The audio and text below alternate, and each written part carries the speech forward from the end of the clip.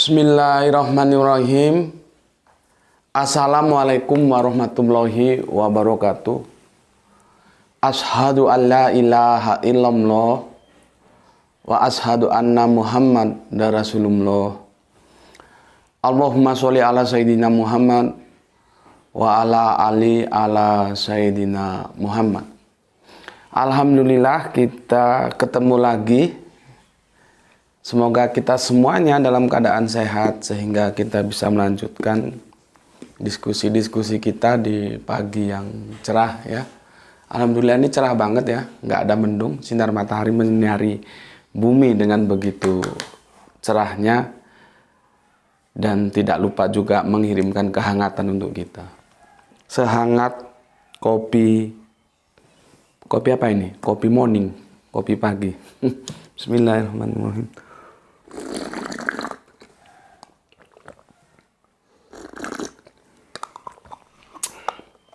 Oke, kajian kita kali ini akan memberikan sebuah penjelasan sebagai respon yang ditanyakan oleh teman-teman kita, yaitu dari saudara Kristen kita. Karena itu pertanyaan sebetulnya sudah sering sih diajukan ya, dan aku sudah menjawabnya ada di beberapa video, tetapi memang jawaban itu biasanya terselip di tema-tema lain gitu ya. Jadi tidak khusus membahas tentang apa yang ditanyakan itu ya. Dia terselip di tema-tema lain. Makanya ketika kalian melihat kajian-kajianku itu ya, itu harus ekstra cermat karena sangat terbuka peluang pada kajian yang itu berkarakter singular, yang tidak strike, itu ada informasi-informasi lain yang di dalamnya disampaikan dan juga itu penting gitu ya.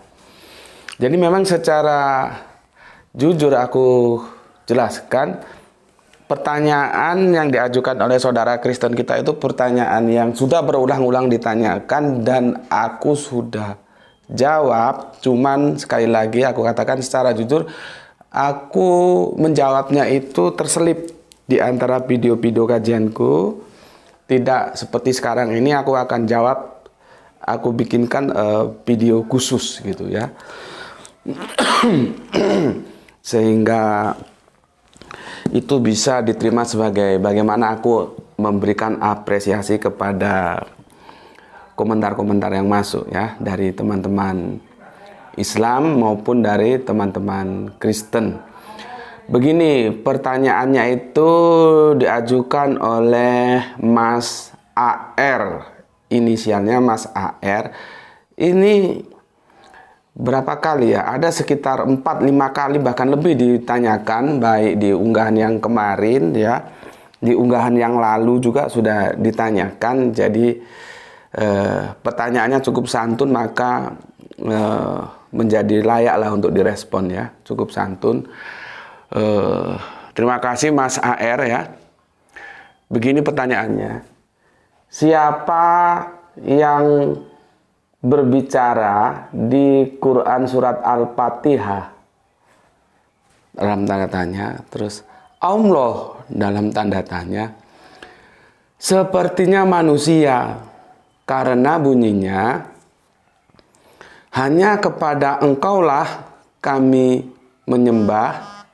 Itu yang di ayat 5, dan di ayat yang ke-6 dari surat Al-Fatihah, tunjukilah kami jalan yang lurus.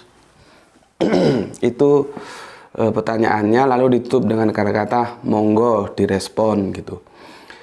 Oke Mas, sekali lagi untuk Mas AR ya, saya akan coba merespon sebagai apresiasi Gus Beti untuk pertanyaan yang Anda ajukan, dan semoga ini bisa menjadi sebuah pencerahan untuk Anda. Oke. Kalau kita lihat sebetulnya pertanyaan itu tidak hanya tercakup pada ayat 5 dan 6. Bahkan bisa jadi itu mencakup seluruh ayat ya, berarti ada 7 ayat Al-Fatihah itu ya. Kalau kita baca keseluruhannya secara jeli gitu. Coba kita kita diskusikan dulu ayat pertama saja. Seperti penjelasanku kemarin itu, bahwa untuk teman-teman Islam ini ya, kalau kalian sholat membaca surat Al-Fatihah itu harus kalian sertakan Bismillahirrahmanirrahim. Karena kedudukan Bismillahirrahmanirrahim pada surat Al-Fatihah itu bukan hanya sekedar pembuka, tetapi dia masuk ke dalam bagian dari ayat ya. Sehingga kalau Bismillahirrahmanirrahim tidak terbaca atau tidak dibaca dengan sengaja, dia tidak menjadi 7 kan, menjadi 6. Padahal Al-Quran mengatakan 7 yang berulang-ulang ya. Kan kita selalu mengulang Al-Fatihah dalam surat. Jadi aku sampaikan kepada kalian semua, itu harus dibaca mulai Bismillah ya. Mulai Bismillah. Oke, seperti yang aku jelaskan bahwa ya, Al-Fatihah itu terjemahan Bismillahnya aku tidak begitu setuju ya, seperti bagaimana mainstream memahami, yaitu dengan nama Allah yang Maha Pengasih lagi Maha Penyayang. Ini untuk Mas AR yang bertanya ya. Ini jangankan Mas AR yang Kristen, yang orang Islam sendiri kadang-kadang nggak mengerti bahwa kalimat Bismillahirrahmanirrahim itu, aku ulangi lagi ya, nggak apa-apa, aku ulangi demi jelasnya apa yang kalian tangkap ya. Karena di Al-Quran juga itu mengulang itu menjadi sunnah ya. Ada contohnya di Al-Quran itu sering diulang-ulang supaya paham gitu ya. Ya meskipun kadang-kadang males juga aku ngulang-ngulang itu, tapi karena perintahnya seperti itu ya, kita coba taat terhadap apa yang diperintahkan ya. Tapi ya kadang-kadang benar juga, diulang-ulang juga kadang-kadang nggak ngerti-ngerti, apalagi cuma sekali dijelaskan ya. Oke, aku ulangi lagi. Aku menerjemahkan itu adalah atas nama Allah ya, bukan dengan nama Allah ya. Karena ada otoritas atas bawah, jadi tidak equal dia ya. Mas AR, bisa Mas perhatikan di diksi bukan diksi ya, di narasi Bismillahirrahmanirrahim itu, apakah itu sebuah kalimat lengkap ya. Ini teman-teman Islam juga jarang yang tahu nih ya, bahwa Bismillahirrahmanirrahim itu bukan kalimat lengkap kalau kita berbicara apa yang ada di teksnya ya. Karena apa? Di situ kita tidak tahu, bahwa kita tidak melihat ada yang tertulis sebagai subjek itu siapa. Itu kan kalau terjemahan mainstream kan dengan nama Allah yang Maha Pengasih lagi Maha Penyayang. Itu kan nggak ada subjeknya itu. Siapa yang mengucapkan itu? Ya. Di dalam kerangka berpikir eksak ya, aku coba menggunakan itu sebagai analogi untuk menjelaskan kepada kalian. Semua orang-orang eksak, anak-anak eksak itu tahu 1x itu tidak perlu ditulis satunya, cukup ditulis x. Misalkan sebuah persamaan yang itu garis-garis linier ya, x plus 5y misalkan begitu ya. Itu anak-anak eksak sudah tahu bahwa x-nya itu 1, meskipun tidak ditulis 1x plus 5y gitu ya. Hanya ditulis x plus 5y. Itu anak-anak eksak. Sorry. Bismillahirrahmanirrahim. Itu anak-anak eksak sudah pada tahu bahwa x itu maksudnya nilainya itu 1 ya. Jadi nggak perlu ditulis 1x. Begitu juga di sini dalam kaidah Arabian, sesuatu yang sudah pasti itu tidak ditulis, tapi Orang-orang yang sudah paham itu mengerti bahwa di kalimat Bismillahirrahmanirrahim itu, ya, itu subjeknya, ya, itu adalah saya atau ana. Jadi sebetulnya begini, ana Bismillahirrahmanirrahim, begitu loh. Jadi subjeknya itu ana. Makanya kalimat Bismillahirrahmanirrahim itu kalau kita lihat secara susunan kalimat, ada subjek, predikat, objek, itu kalimat tidak lengkap. Kita mengatakan begitu karena kita tidak tahu. Tapi bagi yang tahu,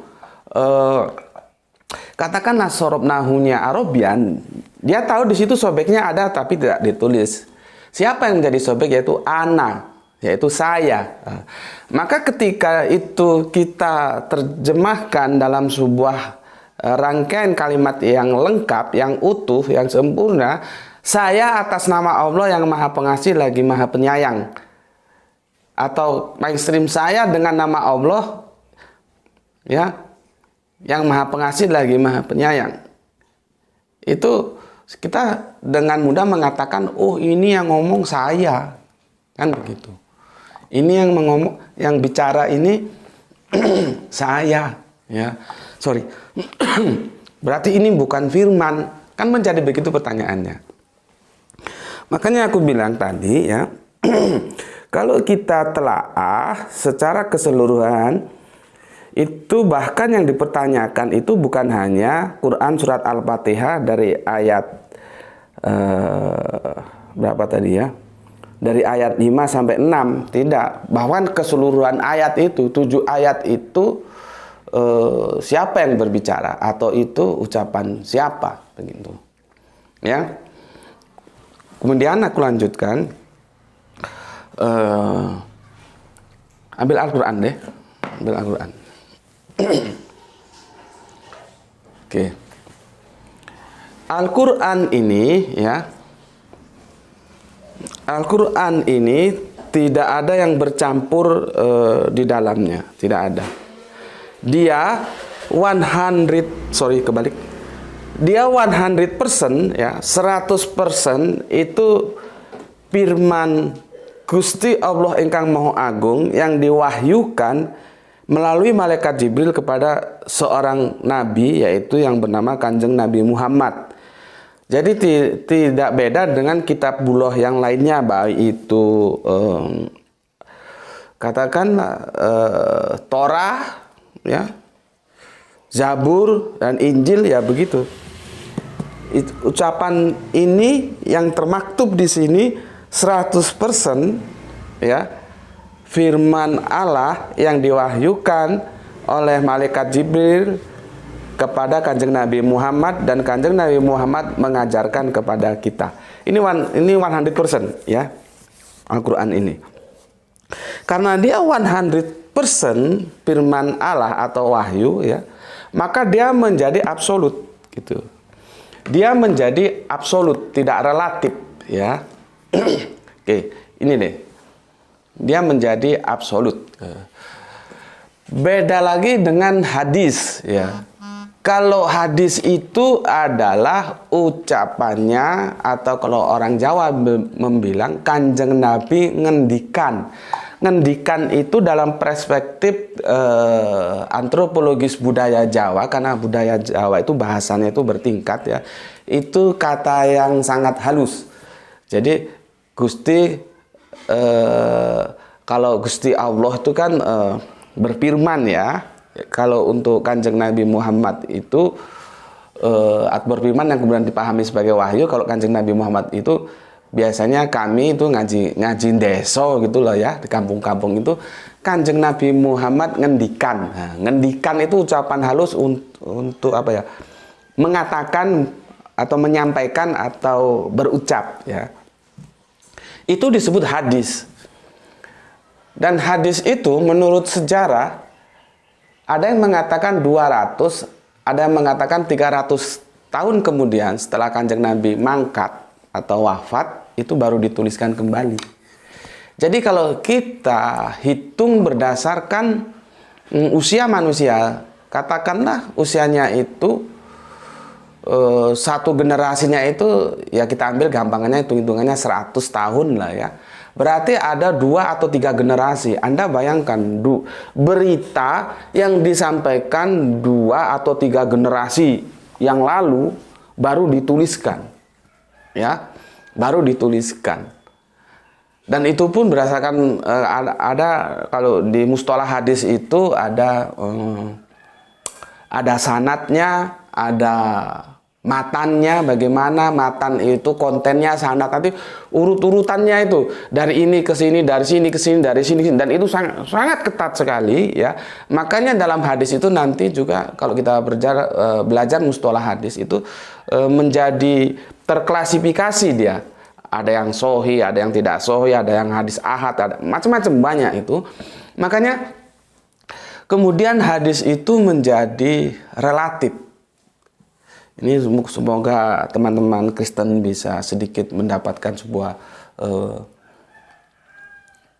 informasi yang bisa dipahami. Oh, ternyata di dalam perspektif Islam begitu gitu ya. Jadi hadis itu relatif. Artinya bisa saja sebuah hadis diterima oleh seseorang, tapi bisa saja hadis itu ditolak oleh seseorang. Itu relatif. Tidak seperti Al-Quran. Dimanapun di muka bumi ini, ya, setiap orang Islam dia tidak ada posisi tawar kecuali menerima Al-Quran.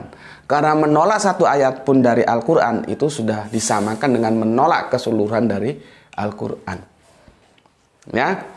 Makanya untuk teman-teman Kristen ketika mau berdiskusi dengan teman-teman Islam harus belajar dulu tahu bahwa dalam kaidah pemikiran Islam itu ada sumber hukum utama itu Al-Quran, baru nanti hadis ya. Hadis itu nanti juga terbagi menjadi 2, menjadi qauliyah ucapan dan fi'liyah perbuatan.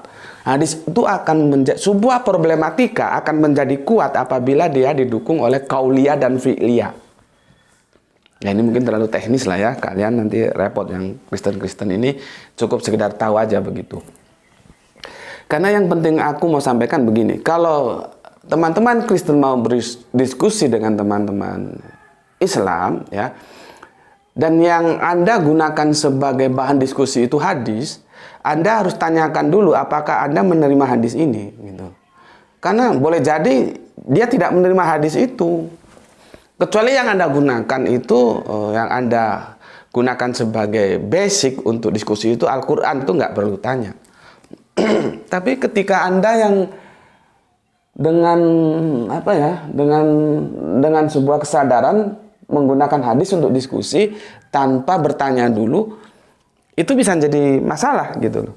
Seperti contohnya begini, ketika Anda mendiskusikan tentang Kanjeng Nabi Isa turun lagi dan Anda mengatakan memang turun sesuai dengan akidah teman-teman Kristen bahwa Yesus akan mengalami kedatangan yang kedua kalinya ya.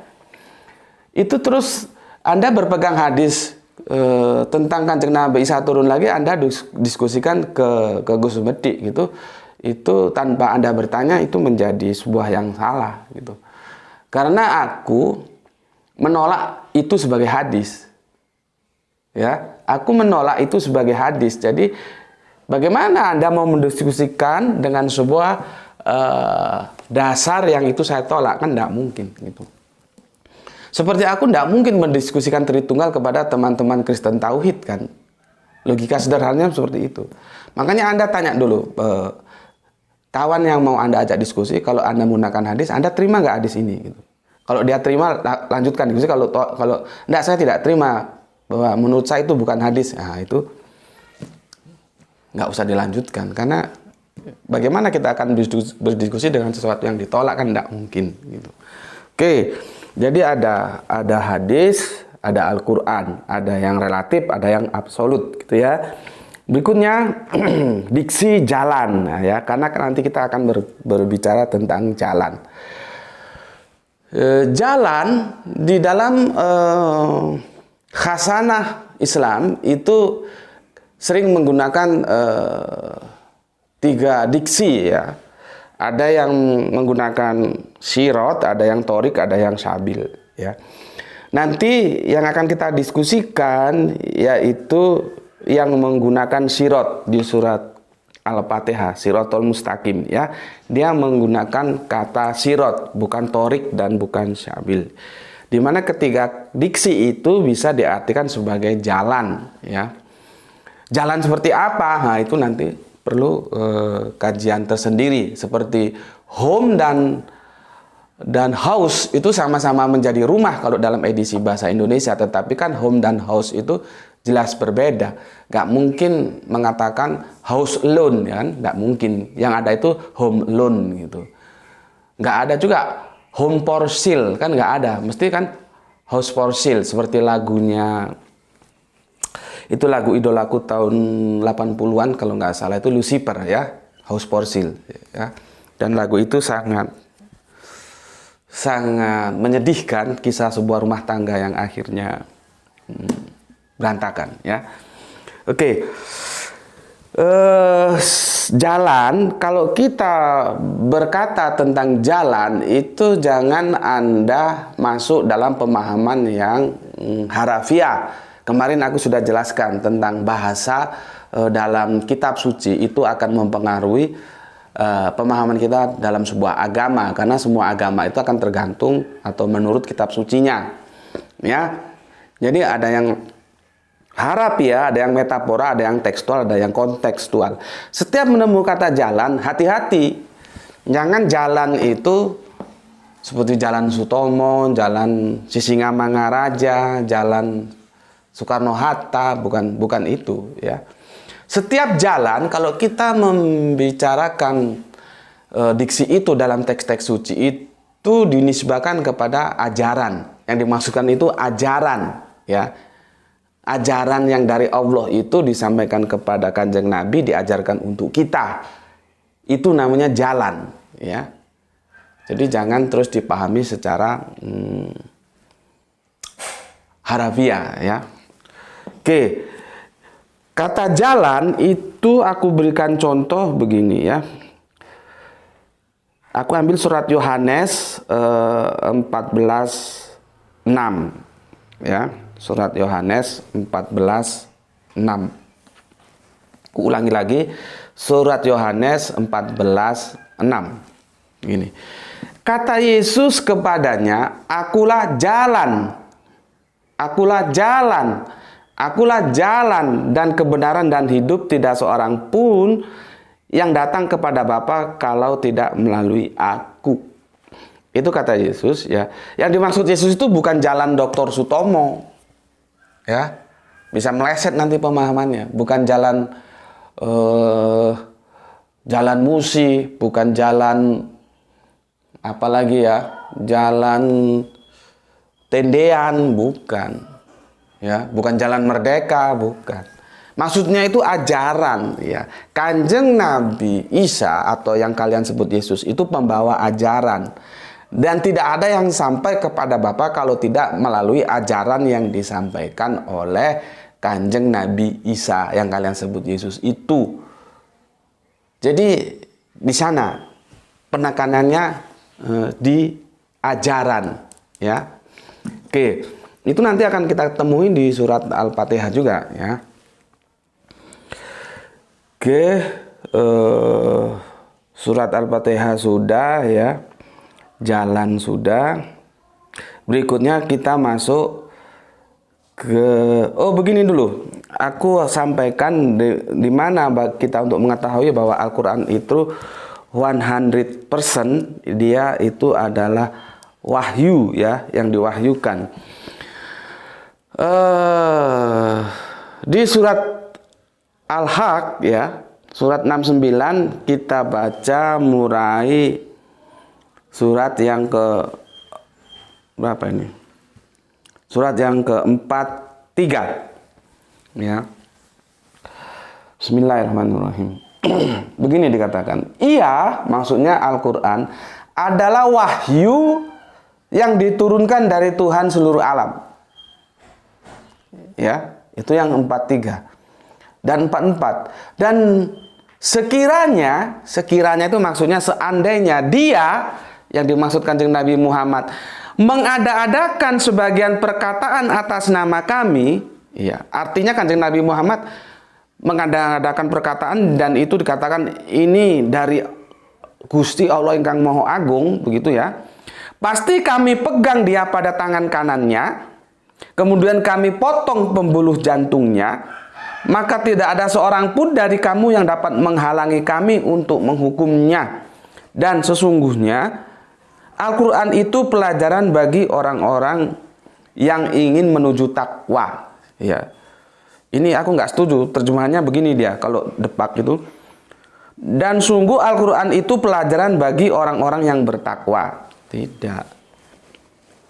Sekarang dia mau bertakwa pakai apa kalau nggak pakai Al-Quran? Inilah seperti di surat Al-Baqarah yang pernah ayat-ayat awal yang pernah kita diskusikan kemarin, ya. Jadi maksudnya begini. Dan sungguh Al-Quran itu pelajaran bagi orang-orang yang menghendaki takwa, atau orang yang mau bertakwa, bukan orang yang sudah bertakwa. Karena kalau begini jadi kacau nih. Dan sungguh Al-Quran itu pelajaran bagi orang-orang yang bertakwa. Nah, pertanyaannya kalau terjemahan begitu, dia bertakwa dari mana? Kan berquran dulu, baru dengan Quran itu menjadi takwa. Ya. Oke, ini adalah sebuah jaminan bahwa Al-Quran itu wahyu, dan Kanjeng Nabi Muhammad mendapatkan sebuah peringatan. Allah sendiri yang mengatakan apabila Kanjeng Nabi Muhammad mengadang-adakan pembicaraannya dan itu di atas namakan Allah, maka Allah akan ancam dia dengan hukuman, ya. Aku potong pembuluh jantungnya. Makanya seperti yang aku jelaskan tadi, Al-Quran itu 100% firman Allah. Nanti ucapannya Kanjeng Nabi itu terkompilasi dalam hadis, begitu. Ya. Oke, itu di surat Al-Haq 69, bisa dibaca dari nomor ayat 43 sampai 48. Aku kasih penjelasan lagi ya, supaya lebih mantap gitu ya.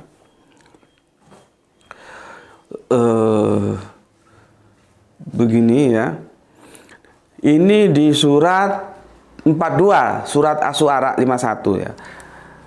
Dan tidaklah patut bagi seorang manusia bahwa Allah akan berbicara. Sorry. Salah. Bukan ini aku maksud. Ya. Bukan ini. Nah, tapi ini surat Al-An'am ya, surat yang ke-50. Maaf, tadi ada salah ketik ya.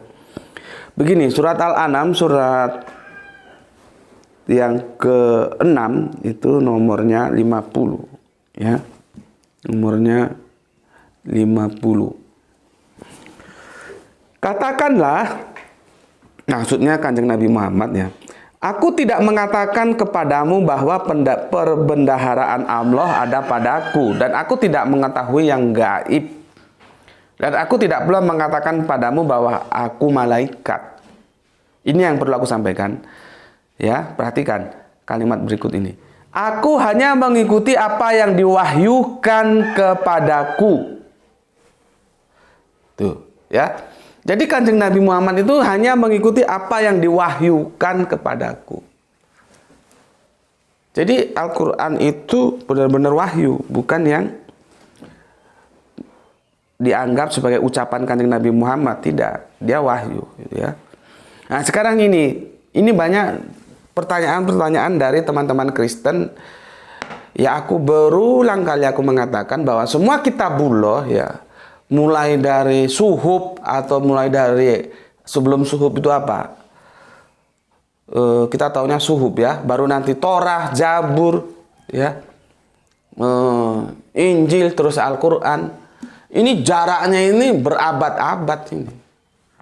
Ya. Jaraknya berabad-abad. Teman-teman Kristen itu banyak yang tidak tahu atau memang tidak menerima ya, bahwa semua kitabullah ini berdasarkan dari satu sumber yang sama, yaitu Gusti Allah Ingkang Maha Agung, yang diperkenalkan kita oleh Bapak Tauhid kita, Bapak Abraham, atau yang kalian sebut Abraham itu dan kami sebut Ibrahim.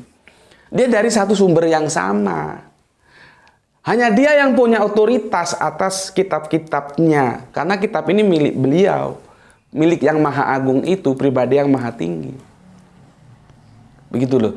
Jadi mana yang akan diwahyukan lagi, mana yang tidak, itu otoritasnya ada di beliau. Termasuk Al-Quran ini.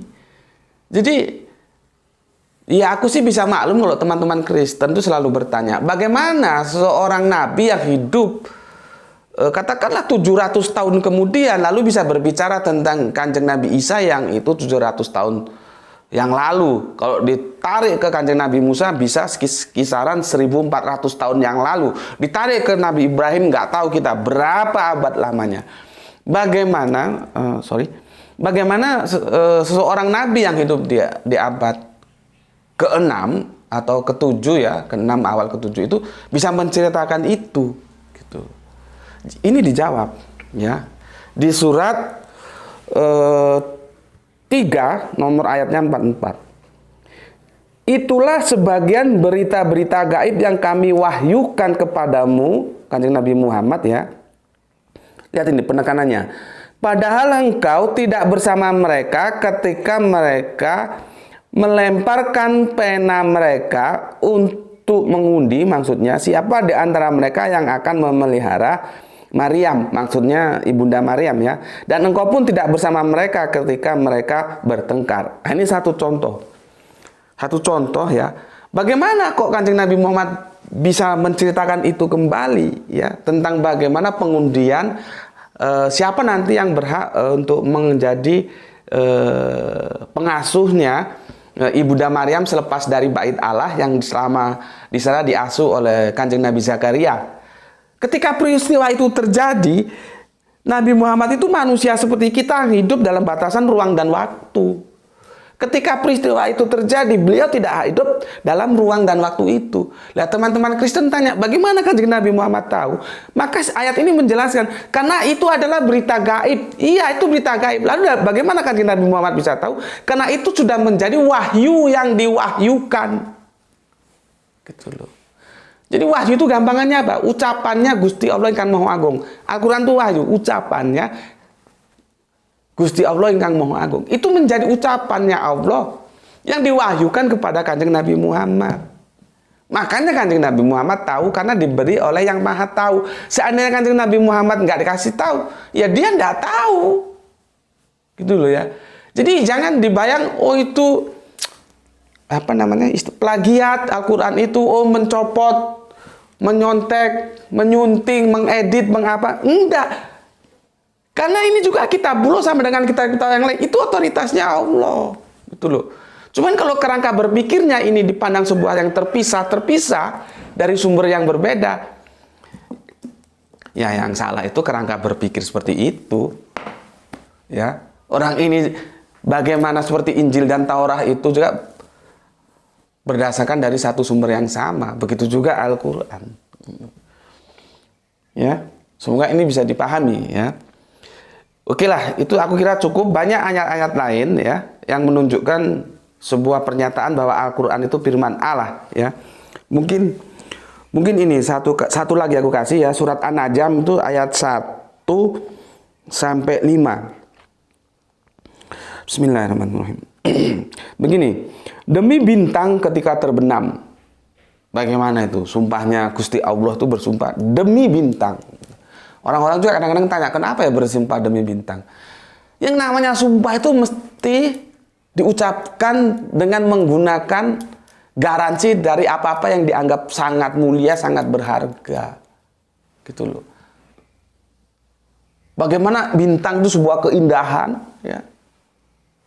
Yang orang satu pun nggak ada seluruh dunia ini bisa bikin bintang, nggak ada. Bikin sinarnya saja nggak usah bintang, nggak ada gitu loh. Jadi lewat keindahan itu Allah tuh bersumpah, kan nggak mungkin bersumpah demi sampah, aduh, ya nggak mungkin. Seperti kamu misalkan ada apa masalah itu kamu bersumpah demi nama bapak saya. Nah, karena Bapak itu bagi kita sesuatu yang kita hormati, kita agungkan. Jadi kita bersumpah itu atas sesuatu yang punya nilai lebih gitu loh. Nggak mungkin kamu bersumpah atas sesuatu yang itu tidak punya nilai lebih, nggak mungkin. Tapi itu hal lain lah ya. Ini hanya kebetulan aja lewat, jadi aku jelaskan karena kadang-kadang ditanya juga gitu. Oke. Ya, surat An-Najm ya. Nggak boleh diterjemahkan, kita cukup tahu An-Najm itu bintang ya. Jadi surat An-Najm gitu aja, jangan bilang surat bintang. Ini kalau kamu terjemahkan jadi kacau, karena proper name itu tidak boleh diterjemahkan. Nanti kalau ada surat bintang, nanti kamu ketemu surat 4, surat An-Nisa, kamu bilang surat cewek, nah, jadi kacau. Ya. Oke, surat An-Najm dari ayat 1. Bismillahirrahmanirrahim. Demi bintang ketika terbenam, kawanmu, maksudnya itu Kanjeng Nabi Muhammad, tidak sesat dan tidak pula keliru. Dan tidaklah yang diucapkan itu menurut keinginannya. Jadi Al-Quran ini yang diajarkan kepada kita itu bukan menurut keinginan Kanjeng Nabi Muhammad. Ya. Tak lain Al-Quran itu, mana tadi Al-Quran tadi itu mana? Supaya jelas. Oke, tak lain Al-Quran itu atau Al-Quran ini adalah ya, ini adalah wahyu yang diwahyukan kepada Kanjeng Nabi Muhammad.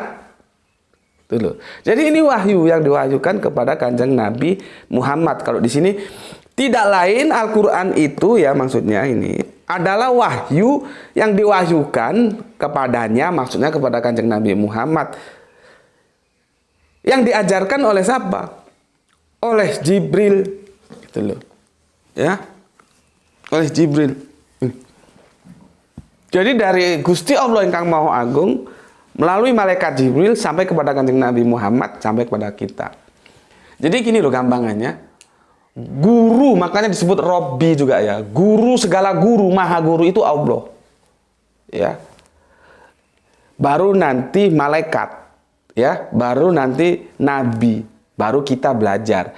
Jadi kalau kita manusia itu gurunya itu nabi, nabi, para nabi gurunya malaikat, malaikat gurunya itu Allah gitu loh. Jadi Kanjeng Nabi itu sebelum mengajari kita, dia diajar dulu oleh malaikat gitu. Oke, aku kira cukup ya itu untuk menunjukkan bahwa Al-Quran itu wahyu. Oke, sekarang kita masuk ke permasalahan yang ditanyakan oleh teman Kristen kita, ya, yang aku ucapkan terima kasih. Aku ulangi lagi, pertanyaannya begini. Siapa yang berbicara di Quran surat Al-Fatihah ayat 5-6? Itu ya. Kalimatnya, hanya kepada Engkaulah kami menyembah dan hanya kepada Engkaulah kami mohon pertolongan. Tunjukilah kami jalan yang lurus. Pertanyaannya, kalau kita membaca ini memang terkesan ini ucapan manusia. Karena Al-Fatihah itu doa. Doa itu harapan, ya. Harapan, sebuah keinginan, berharap, ya. Kita berharap kepada Gusti Allah yang agung itu, ya. Jadi kalau kita baca sekilas, ya, sebetulnya bukan hanya ayat berapa nih? Kacamata dulu. Bukan hanya sekedar ayat 5-6 yang aku sampaikan seperti tadi, ya. Seluruhnya itu terkesan itu ucapannya manusia. Gitu loh. Padahal aku sudah bilang tadi, saya sudah jelaskan, Al-Quran itu adalah 100% wahyu. Bagaimana kok ada ucapan manusia masuk ke dalam Al-Quran? Kan itu yang menjadi pertanyaan teman-teman Kristen, ya. Sebelum ke sana, aku jelaskan dulu tentang, karena ini sering ditanya ya, tunjukilah kami jalan yang lurus. Ya. Ihdinas siratal mustaqim. Di sini sirat yang digunakan bukan torik ya, yang artinya tunjukilah kami jalan yang lurus. Oh, berarti orang Islam itu belum lurus. Kan begitu yang sering ditanyakan. Kenapa? Masih diminta, masih mengharapkan supaya ditunjuki jalan yang lurus. Kan begitu. Oke, aku akan jelaskan begini ya. Kalau gini nampak nih, kalau gini nampak. Oke, ini begini Mas ya, untuk teman-teman Kristen. Ini sekalian aja aku jelaskan sebelum nanti kita tutup dengan penjelasan yang ditanyakan. Ibarat ini start ya, ini start ya. Ini ada jalan, ini lurus ini. Terus ini katakanlah ini finish ya. Ini finish ya. Ini katakanlah dunia, ini katakanlah akhirat. Akhirat. Ya. Kita awalnya dibimbing oleh para nabi ya, lewat kitab sucinya, kalau Islam lewat Al-Qur'an ya, untuk menempuh jalan yang kita start di sini. Lurus di sini, lurus.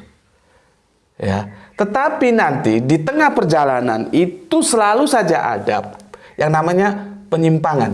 Nah, penyimpangan. Ya. Ini jalan yang dimurkai. Ya. Ini jalan yang sesat. Inilah jalan yang lurus. Ini mulai sini ya sampai ke sini.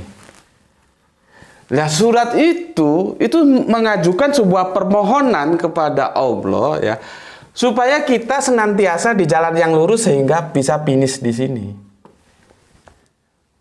Kita karena di tengah perjalanan ini bisa saja nanti, bahkan bukan bisa saja, akhirnya ya banyak juga yang menempuh jalan yang dimurkai ini, menempuh jalan yang sesat ini. Awalnya tidak terasa. Kalau kita belajar sudut elevasi dulu kami ada ilmu trigonometri, ini sepertinya memang sudutnya cuman segini kan, cuman segini sudut penyimpangannya. Tapi kalau ini ditarik, misalkan ini sebuah garis lurus, ini menyimpang jauh akhirnya, Mas. Ini sudah segini dia penyimpangannya. Ini sudah segini. Ya. Padahal kita mau ke titik ini yang jadi 7. Nah, jadi kalau kita minta diberikan ihdinas siratal mustaqim, bukan kita tidak lurus, sudah lurus, tapi kita ingin tetap lurus supaya bisa finish, bukan menyimpang ke jalan yang dimurkai, bukan menyimpang ke jalan yang sesat ini. Gitu. Ya. Inilah yang disebut dengan sirat. Nanti kalau kita ngaji kalau teman-teman Islam ketika masih zaman masih anak-anak dulu ada word okal agil. Kalau dulu kita kan ngaji masih kecil, tentunya nuansa dongengnya itu kental supaya mau ngaji ya, supaya senang didongengin sama guru-guru ngaji. Kita meniti siratal mustaqim ini ya, word okal agil kan ya. Kalau yang nanti amalannya bagus bisa lancar, kalau yang amalannya buruk jatuh ke neraka gitu ya. Itu kan sebuah cara penggambaran supaya kita mudah memahami itu. Tapi sebetulnya yang dimaksud ini, jalan ini ya. Jalan ini. Karena kita tidak tahu kita itu nanti jam 12 akan terjadi apa tidak tahu. Lalu kita minta keselamatan. Kita memohon supaya diselamatkan. Tapi bukan berarti sekarang kita tidak selamat. Kita sudah selamat, tapi karena ketidakpengetahuan kita, karena relativitas kita terhadap waktu itu sangat-sangat tinggi, maka kita selalu minta supaya tetap diselamatkan sebagai waktu-waktu, sebagaimana waktu-waktu yang lalu, begitu ya. Kita kan tidak tahu apa yang terjadi 1 jam, 2 jam ke depan. Sebagai contohnya beginilah, ya.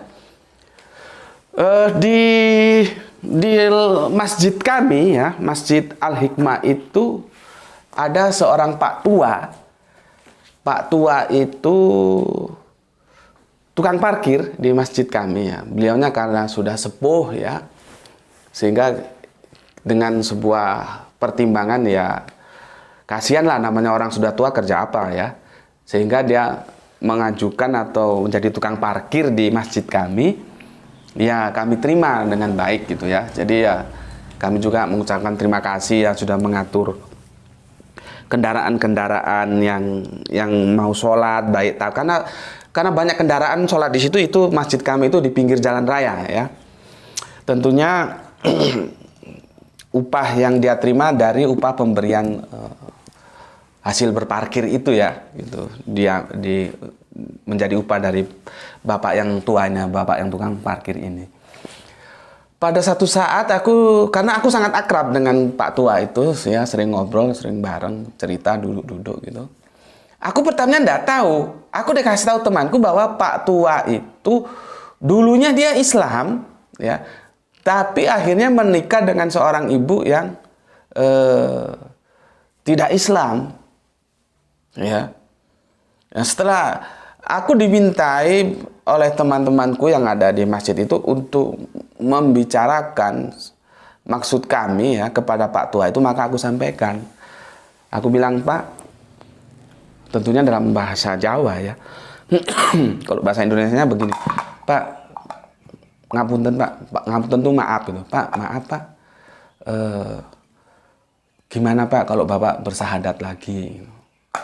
Ternyata Bapak itu menjawab begini, ojo le gitu. Jangan, le itu panggilan kesayangan untuk anak laki-laki. Ya, kalau anak perempuan tuh enduk gitu ya, genduk ya. Nggak usah wis, aku izin gitu. Nggak usah, saya malu gitu. Saya biar begini saja gitu. Jadi jawabnya dia malu gitu. Terus aku juga jawab begini, nggak usah malu Pak, nanti aku yang bicara sama takmir, Bapak nanti kita syahadatkan gitu. Nggak usah malu, kan Bapak tidak mencuri, ngapain harus malu gitu. Ayo Pak gitu. Itu berulang kali setiap ketemu aku pesan, setiap ketemu aku pesankan, setiap ketemu aku pesan, ayo Pak bersahadat, Bapak itu tetap tidak mau gitu. Alasannya tetap aja malu gitu ya. Malu Bapak itu. Ya akhirnya satu waktu aku dapat kabar Bapak itu meninggal. Jadi meninggal dalam keadaan kafir gitu. Ya. Karena Bapak itu di depan masjid kami, terus ada jalan raya, terus di seberangnya ada warung sederhana lah ya, untuk makan-makan supir-supir truk dan sebagainya begitu ya. Di situ ibunya, maksudku istrinya, itu yang dulu mengajak dia murtad, itu dagang di situ. Yang anehnya, yang aku juga kaget, loh kok bisa begitu ya? Setelah Bapak ini meninggal, ya, yang aku rayu-rayu, aku ajak dengan halus tetap aja tidak mau dengan alasan malu kalau bersahadat lagi gitu ya. Aku juga nggak tahu malu yang dimaksud seperti apa. Nggak taunya aku dapat berita justru ibu ya yang memurtadkan Bapak itu, ibu istrinya itu bersahadat. Coba. Justru ibunya yang mengajak dia murtad, istrinya yang mengajak dia murtad, itu bersahadat dan sekarang berkerudung, disahadatkan oleh takmir masjid di tempat kami itu. Ya, itulah yang dimaksud di sini. Di sini posisi di sini ya. Ini kita tidak tahu apakah kita akan tetap lurus ataukah akan di sini. Itu kita tahu. Maka kita berdoa tetap lurus ya. Supaya kita tidak nyimpang ke sana, tidak nyimpang ke sini. Lah Bapak itu nyimpang, dia tidak menempuh ini. Aduh, habis ini. Dia tidak menempuh ini, dia menyimpang sudah. Menyimpang. Itulah doa dalam Islam ya. Robbana atina fid dunya hasanah wa fil akhirati hasanah. Baik di dunia, baik di akhirat. Selamat di dunia, selamat di akhirat gitu loh. Karena finishnya nanti di sini ya. Bapak itu dalam perjalanan kehidupannya dia sudah nggak menempuh garis lurus ini. Itu yang dimaksud. Karena kita tidak tahu apa yang akan terjadi ke depan. Justru Bapak itu yang sudah menyimpang, sudah murtad, istrinya yang kembali mulai start dari sini menempuh garis lurus. Tuh ya. Oke. Itu sekilas untuk memahami apa sih yang maksud dengan tunjukilah kami jalan yang lurus itu ya. Bukan berarti tidak lurus ya. Tetapi bagaimana kita berharap semoga tetap menapaki jalan-jalan yang lurus ya. Oke. Sekarang sebagai kompilasi aku akan tunjukkan begini, teman-teman Kristen bisa buka surat Matius ya, surat Matius 6 ayatnya 9 sampai 13 ya. Ini untuk pembanding surat Al-Fatihah ya yang ditanyakan oleh saudara Kristen kita, khususnya yang ditanyakan surat 5 dan 6, padahal seharusnya seluruh surat itu dipertanyakan, itu siapa yang berbicara. Karena kalau kita baca sekilas itu ucapannya manusia gitu. Ya, oke, begini, aku bacakan. Karena itu berdoalah demikian, Bapa kami yang di surga, dikuduskanlah namamu, datanglah kerajaanmu, jadikanlah kehendakmu di bumi seperti di surga.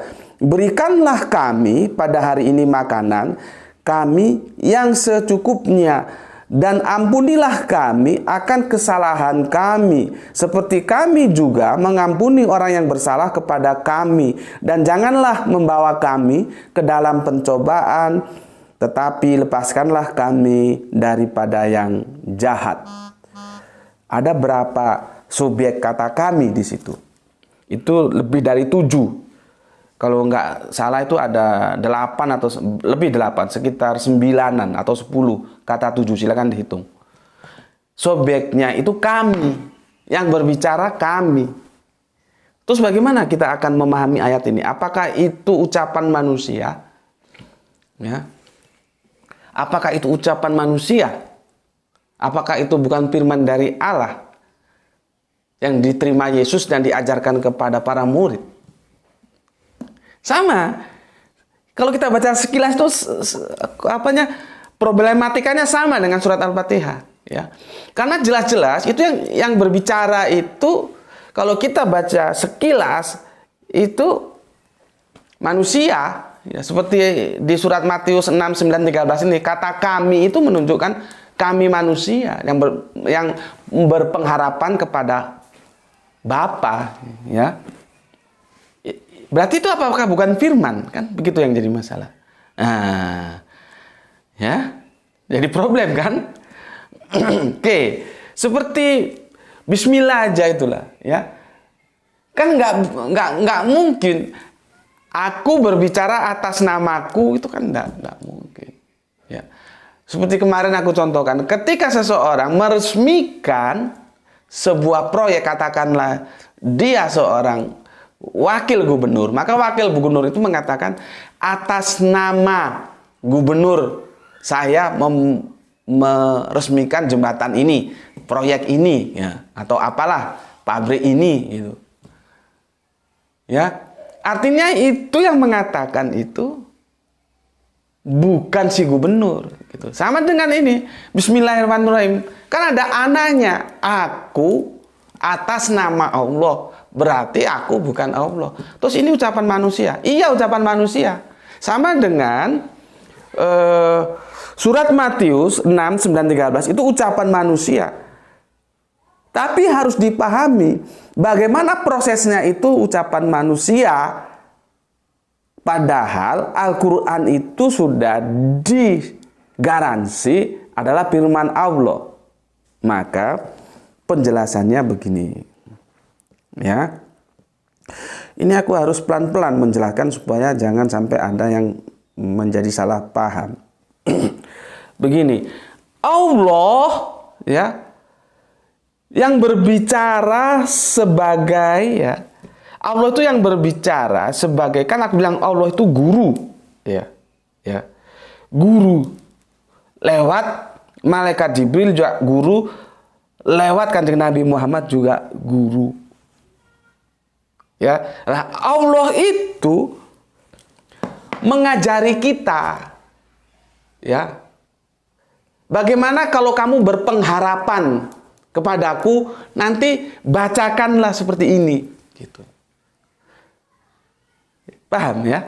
Jadi itu adalah ucapan atau wahyu atau firman Allah yang diajarkan oleh Jibril, disampaikan kepada Kanjeng Nabi Muhammad, kemudian diturunkan. Kalau diturunkan itu artinya diajarkan kepada manusia, menjadi ucapan manusia ketika dia berpengharapan kepada Allah. Itu loh. Paham nggak di sini? Ini agak sulit ya, tapi semoga bisa dipahami lah ya. Ya.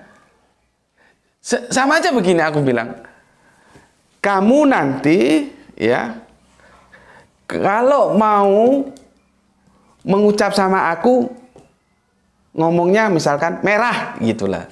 Nah, terus dia ngomong merah. Ya. Merah itu menjadi ucapan dia, tapi itu asalnya adalah ucapanku yang kuajarkan kepada dia. Gitu loh. Sama dengan Al-Fatihah itu, sama dengan doa Bapa kami itu. Itu firman Allah yang diucapkan kepada Jibril menyampaikan kepada Kanjeng Nabi Muhammad, Kanjeng Nabi Muhammad menyampaikan kepada manusia, ya, kepada hamba-hamba Allah ini, untuk menjadi ucapannya manusia, ucapannya hambanya, yang itu diaturkan kepada hambanya lagi, gitu, ya. Jadi begitu. Lihatnya bagaimana? Awalnya itu adalah dari firman. Dan itu memang firman yang menjadi ucapan kita ketika kita akan menghadap Gusti Allah ingkang Moho Agung. Aku nggak tahu lagi apakah penjelasanku ini masih sulit diterima, ya. Tapi semoga tidak lah, ya. Aku sudah menjelaskan sejelas-jelasnya, semoga bisa dipahami. Itu yang bisa aku sampaikan sebagai respon untuk saudara Kristenku, ya. Semoga bisa dipahami dan aku kira cukup lah, ya. Selas kok, aku sangat rinci menjelaskannya, ya. Jadi kalau ditanya bahwa itu siapa yang berbicara? Yang berbicara Allah, tapi itu menjadi pembicaraan manusia atau hambanya ketika dia akan berpengharapan kepada Allah, begitu. Jadi 100% di dalam Al-Quran itu adalah firman Allah. Demikian penjelasan dari aku, semoga bisa dipahami. Assalamualaikum warahmatullahi wabarakatuh.